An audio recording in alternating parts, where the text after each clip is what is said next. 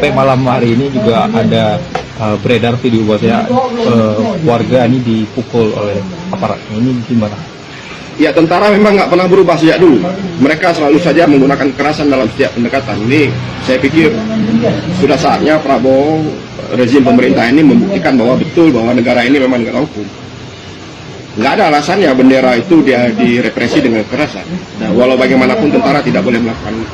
Terlebih lagi dalam situasi bencana seperti ini, bahwa bendera itu tidak bisa diasosiasikan dalam bentuk sikap politik yang menentang pemerintahan. Itu cuman orang ramai masyarakat yang kecewa, bahkan beberapa di antaranya kita tahu itu mereka bawa bantuan untuk korban.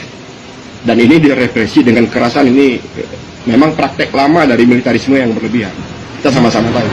Ini bahkan ada senjata nih Bang. Gimana nih Bang kalau memang situasi ini?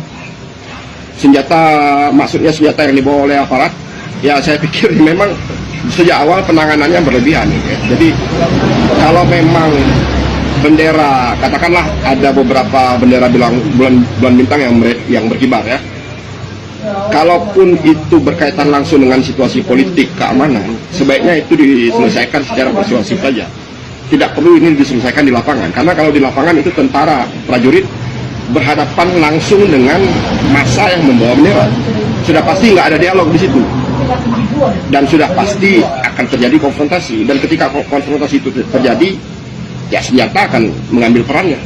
Sementara masyarakat cuma punya tongkat yang dibalut dengan bendera. Ini tentu bukan situasi yang ideal bagi masyarakat Indonesia. Bang, mungkin ada saran kita Bang, seharusnya tentara ngapain aja di tengah bencana ini daripada ini ya, bendera. Tentara bangun aja jembatan, bikin jalan, kerahkan alat berat, sipur, kerahkan semua, bantu logistik sebisa mungkin. Kita sama-sama saling bahu-membahu. Tidak usah ikut-ikutan politik gitu.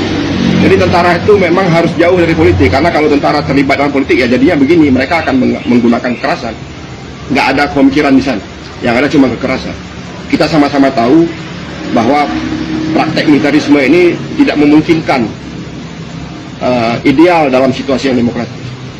Ini akan membangkitkan trauma masa lalu masyarakat dengan sendiri.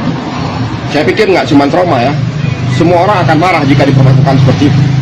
Jadi trauma satu hal, sekarang kan sudah tahun 2025 di akhir menjelang tahun 2026.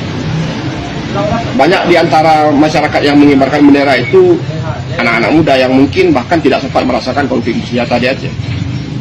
Saya pikir ini bukan cuma soal trauma, tapi ini soal bagaimana warga diperlakukan semena-mena seperti itu ya. Semua orang pasti marah dan melawan. Setiap warga yang sadar atas haknya pasti marah dan akan melawan. Dan sebaiknya tentara jangan melakukan. Negara tidak boleh melakukan.